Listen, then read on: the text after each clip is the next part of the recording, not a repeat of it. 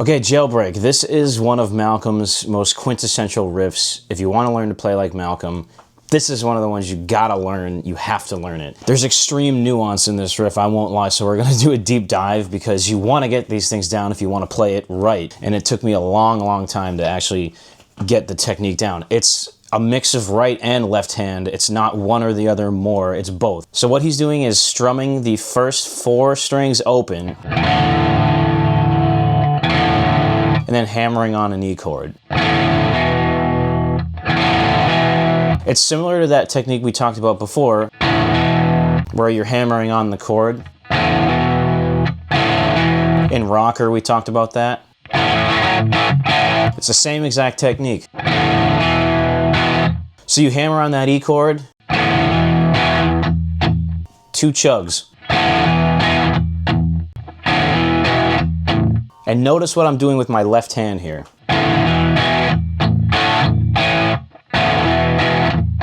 You see how I'm kind of lifting it off slowly? The first chug is kind of on the E chord, and then when I go to switch to the D chord, my hand comes off, so.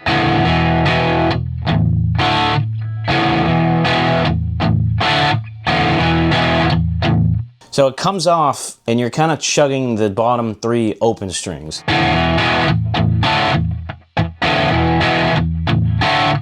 And that alone is a weird technique because you don't want it to ring out weirdly. That's not what you want. You want just...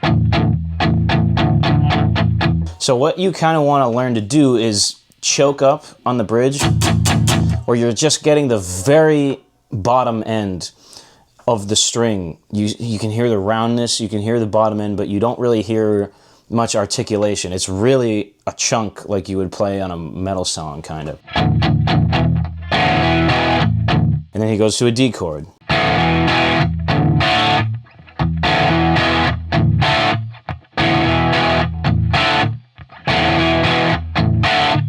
And you're just landing on a regular old Malcolm style D chord, just the 2 fingers. But you want to play that A string. You want to include the A string on every D chord in this song because it just gives it a little low-end fatness. And then to get to the A chord, it's another chunk right after the D chord.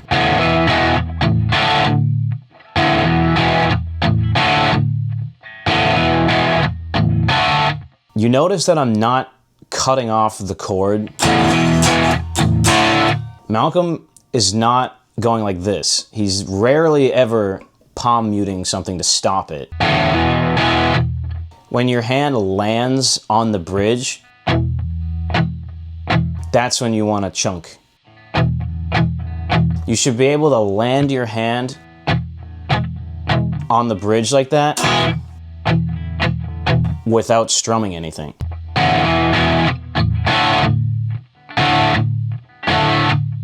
That D chord, it's not palm muted. That's not it. No. No.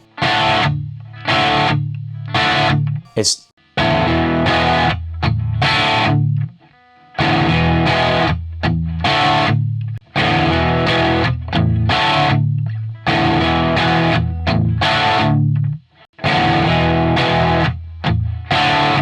Do you hear how he cuts off the chord with that chunk? It's super fast, but watch. It's more of an accent than anything else, but it is the riff. That is the space in between the chords. That's more important than the chords themselves, to be quite honest. So after the D chord comes the chunk and then an A.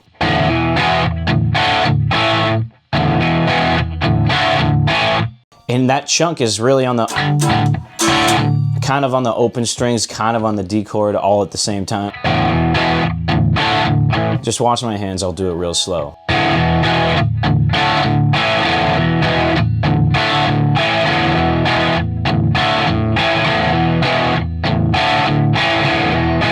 And that's kind of what gives you the rolling feeling of this riff. It's always moving, it's like a train rhythm, you know, it's got the right hand, it's going non-stop.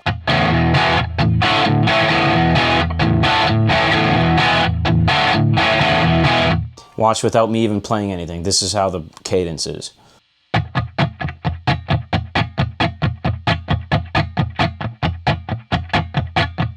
So it's literally going the whole time.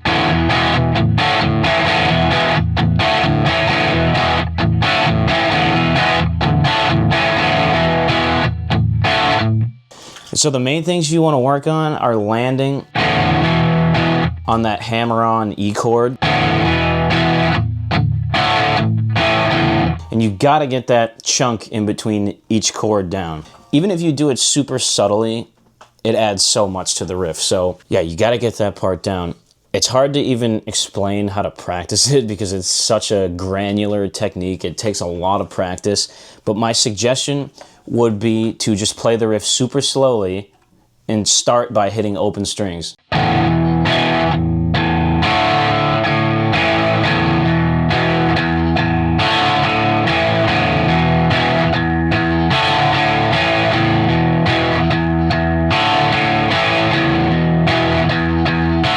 That will at least help you get mentally where these chunks happen and you know where to insert them into the riff. Once again, I'll do it one more time really slowly so you can see my hands.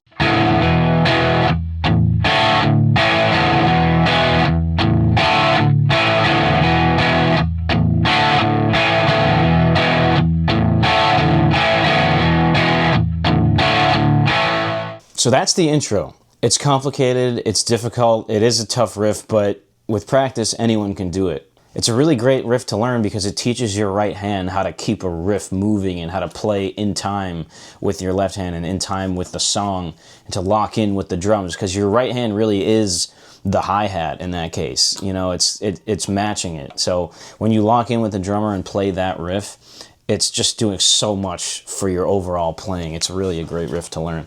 And so the pre-chorus is just an A. And that technique there is another kind of ghost note chug sort of thing. I'm kind of just muting everything except the A string. That D chord has your pinky on the 4th fret of the D string, just like the Rock and Roll Damnation riff.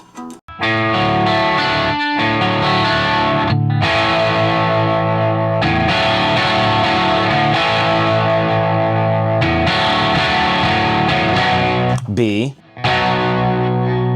E,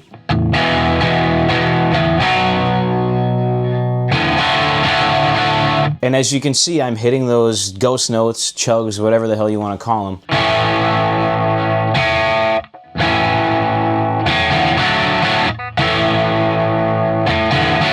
I'm kind of actually playing all of the strings open. I'm just banging on it.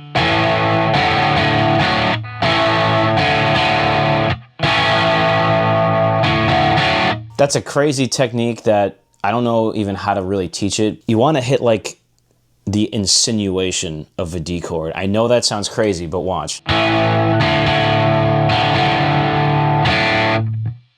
You're hitting the open strings, and it just gives you the flavor of that D chord before it even comes.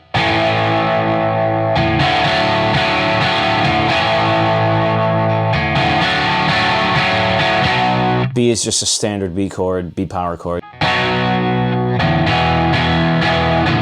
But again, it leads into the E chord with that open sort of ghost note idea.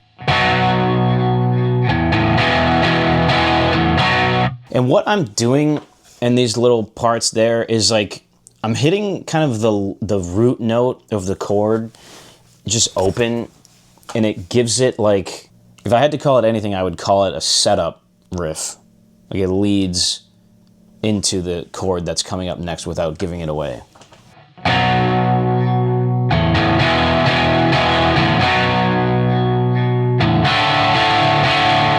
And now the chorus is basically the same as the intro with a little bit different flavor, and he's holding the chords out.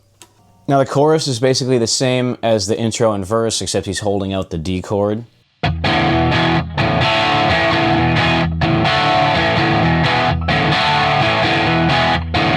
And this little riff comes in. Hammer on the E chord. 3rd finger goes to the G, so the 3rd fret on the E string. Open E. It's really just an accent more than anything else. It's not like, it's kind of just,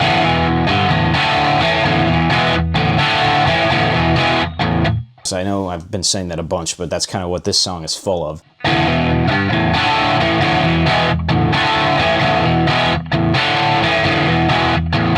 And so yeah, the main things I wanted to cover in this were the intro and verse riff, because they're kind of weird. Like, they sound super easy, but they're complicated, yet again, which is Malcolm's MO. But we're going to run into that so many different times throughout looking at his playing. So yeah, focus on getting those chunks.